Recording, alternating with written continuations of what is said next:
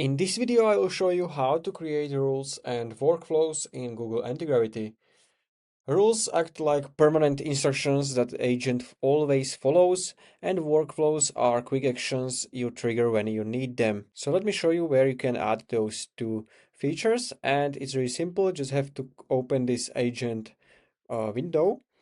You want to click on those three dots over here, and here you can see the customization. So you want to go over here, and here you can see rules and workflows. To each feature you will see two options. So you will have a global and you will have workspace. Global is basically like for all of your projects, everything. So this will apply to every project you have in Antigravity, the global thing. And workspace is for the current or the specific project you only want. So as an example, if I want to create a rule, I can click on this global and it's going to show you this new window where you can basically type your rule in plain language. Use Gemini to refresh for all short reasoning tasks such as summaries, rewrites, or quick explanations. So this will basically avoid using heavy models like for basic tasks like this. So you can maybe save some usage or tokens with a rule like this. If you want to save it, just press on your Windows Ctrl+S or Command S. And now you can see the global rule is saved over here. If you want to edit it, just click on edit rule and you can basically add more rules over here. And if you want to use, let's say, this exact rule just for the specific project, you can use this workspace button. But first you have to open your workspace. So I'm going to open it. And here, if I'm in my workspace, I can go again to customization.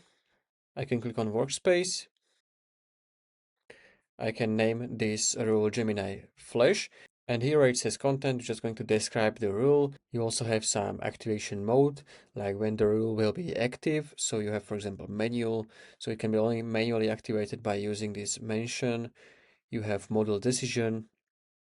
So the model will decide whether to apply the rule. All right, so this is the rules. Now, if you want to create workflows, we can switch to workflows. If you click on global, you can, for example, type this debug memory leak. You can press enter. So I've prepared some prompt so I can paste it in, and we want to basically analyze the current project for the potential memory leaks. And for each issue, we want to list basically how to fix it, why it's a leak, etc. So we can name this. I'm gonna press Command S if you are on Mac. If you are on Windows, press Ctrl S. We can go back to agent. I can open, for example, my file, and what I can do, I can type slash, and you can see we have this debug memory leak workflow suggested. So we can click on it and you can basically press enter and it's going to do the workflow you set. And as you can see, this is our memory leak report. So we can see some critical findings, medium risks, and low risks. You can open also this file and you can see everything over here. There's plenty of it. So this is it. Now you know how to create your own rules and workflows inside Google Antigravity.